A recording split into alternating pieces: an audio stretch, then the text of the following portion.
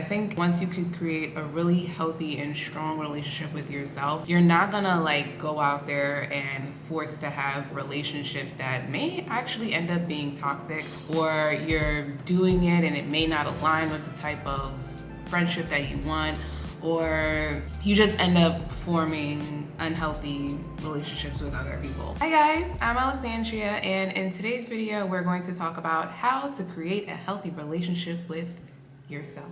It's like when you think you have a pretty healthy relationship with yourself and then something happens and then you start talking to yourself all types of crazy ways and all types of negative ways, and they're so unhelpful. And I don't know, I've been learning the power of words lately. I think also going to therapy also has helped tremendously with me being more cautious of how I talk to myself. The first one is to be kind to yourself. And it really sounds cheesy, but it's really true. Like, I think we underestimate how toxic we could be to ourselves and how negative we could be to ourselves.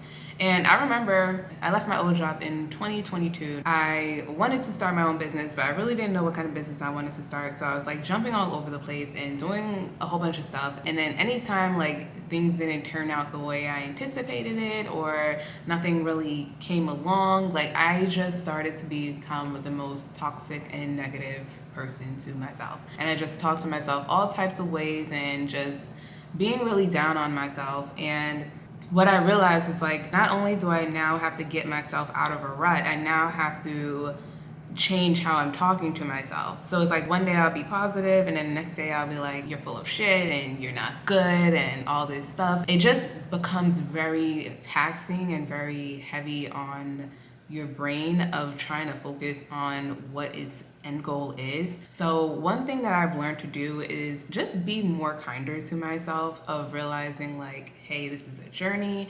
You don't have all the answers. Just because something worked out for one person doesn't mean it's necessarily going to work out in the same way for you. And you've had plenty of things that have worked out for you. It just happened in a different way that you anticipated and in a different time zone. So I think when you become more kinder to yourself, you start to become better at laughing at yourself. And there's nothing wrong with laughing at yourself. I think it's realizing you're having a human experience, and that's always something I have to remind myself of, is you're having a human experience and not everything's going to go according to your plan.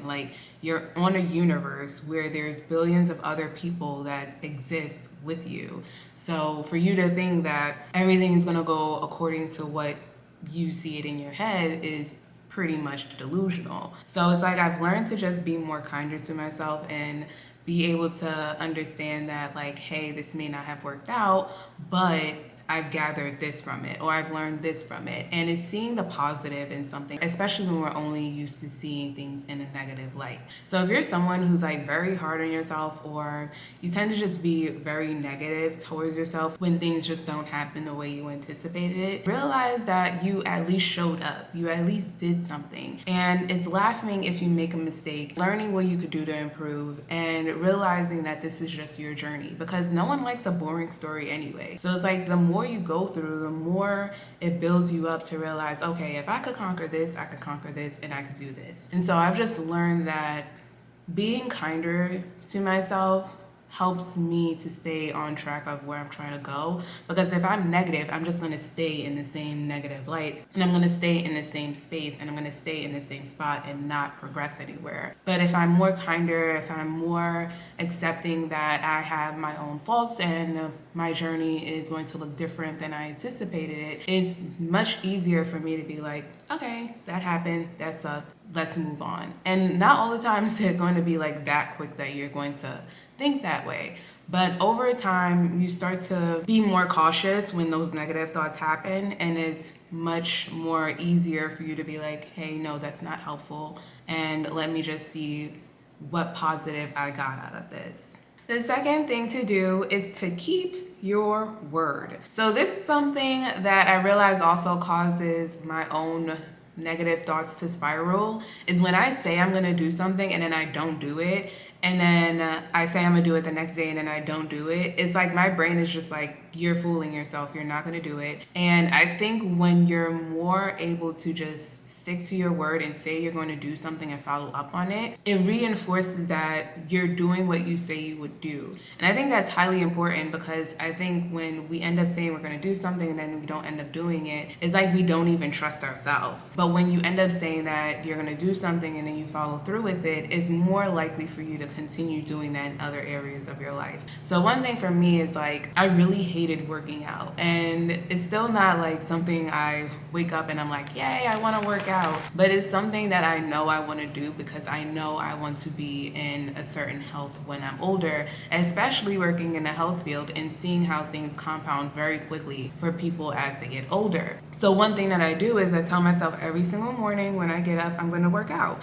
And I have one day to where I either could take a day off or just do like a more minimum type of exercise. But every single day I wake up, I do it. And those days when I actually don't show up to work out, I find myself taking longer to actually do stuff, and I find myself being much lazier throughout the day of actually getting anything done. So if you say you're going to do something, hold your word and do it. Especially because if you hold your word to yourself, you're going to also hold your word to other people, because people remember when you say you're going to do something and you don't do it. They may not bring it up to you, but they do remember. So one thing I've always stressed on myself is the fact that if I say I'm going to do something, I follow up and I do it. And if there's a reason why I can't do it, there's a valid reason, and it's not just me not showing up because I just don't feel like it. So another way to create a healthy relationship with yourself is to keep your word to yourself. Number 3 is to create boundaries around toxicity. And I mean toxicity around friends, toxicity around coworkers, where you work, with relationships. Just have boundaries. For me personally, I've realized that when I ended my last toxic relationship, for some strange reason, and this also happened to a friend of mine, it's like you start to pick up on other things much more easier, and you become much more cautious and much less lenient towards other toxicity in your life. So for me personally, when I ended my last toxic relationship, then that's when I also started paying attention to the toxicity I was bringing into my health. So I started changing the things that I eat, and then I also started changing what I followed on social media. And then I also started paying attention to toxicity that was happening around me, and I ended up having like a toxic management, and I really didn't understand what was going on, because I couldn't understand if it was me or if it was management, because I never experienced it. And it was something to where I'm like, I had to really sit down. I'm like, okay, where am I the problem at? But then where is there also toxicity here? And I think once you start to really set boundaries on people that are toxic around you, you really start to notice other areas that it may be coming from, and then you become much more aware of it and you become much more guarded of it. And I think that is so highly important, because that can really destroy your peace and your health. So one thing that I've really learned is I would rather be alone than to deal with people that are toxic. And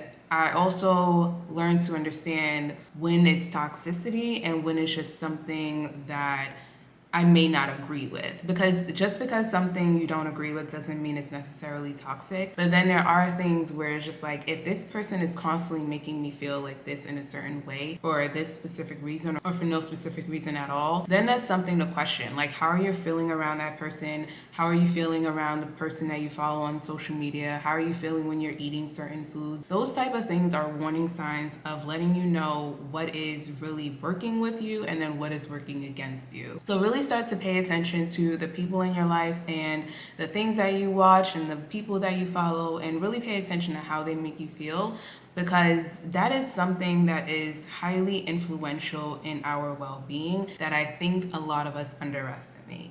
Number 4 is to change or transform your environment. Back when I was living with my parents, I had the same bedroom from when I was a child, and I really didn't want the same type of look anymore. So I ended up recreating my entire room, painting it and doing a whole bunch of things of just making it more of like a zen space for me. And I think if you're someone who still lives at home, that is something to genuinely really do, because I think a home is supposed to be something to where it just makes you feel at peace, and it's little things that you have around you that just calm you, whether that's a salt lamp or plants or positive quotes. Have things around your space that just make you feel just really good. And another thing that I ended up doing was moving out of New York. So I was someone who was born and raised in New York, and after a while, especially during COVID,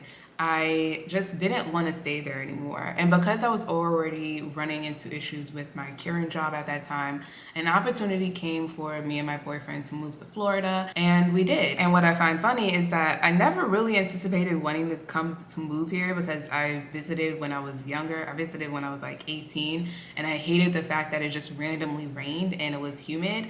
So I had no intention of ever moving here, but then I was just so done with New York that I was open to the idea of moving here, and I just felt more at peace. So another thing to do is look at where your environment is and look how you feel within the environment you spend the most time in. If you are living at home, think about redoing your room to where it makes you feel more like you and makes you feel more at peace. If you are in a state that gives you a lot of anxiety, think about where you would want to live or where you would want to move to, and think about having those options available and open to you, because those things really do impact you. And I think living in New York, especially if I still live there now, it just will give me so much more anxiety, especially because I still have to go back sometimes for work. And I find that anytime I have to go back, I just don't want to go back. Like I'm just so done with New York that I would rather try to get my family to come visit us here than to constantly go back there. So another thing of creating a healthy relationship with yourself is paying attention to how your environment is making you feel, and see what you could do to possibly just have your space feel more zen, with if you have anxiety or if you just want to have more of a zen type of space. And the last one is be conscious of what you feed your mind and your body. So this really kind of relates back to the toxicity one, but really pay attention to what you're putting in your body and really putting in your mind, because I think we underestimate not understanding that food affects us emotionally, not only physically. And I've realized when I ate a lot of processed foods, I tend to be more lethargic and I tend to be more moody. But when I eat more of plant-based foods, I have a lot more energy and I just feel better. Like my stomach feels better, I feel better, I feel more calmer, and I just like seeing color on my plate. Like seeing color on my plate just makes me happy. And also the same thing when it comes to my mind. When I fed my mind like a lot of like things of looking at the news or just watching everything negative happening, it gave me a lot more anxiety than if I was to just focus on things that are within my control. So it's like I started to just focus more on things that are more positive based and things that can help me in the future rather than things that are going to cause me anxiety.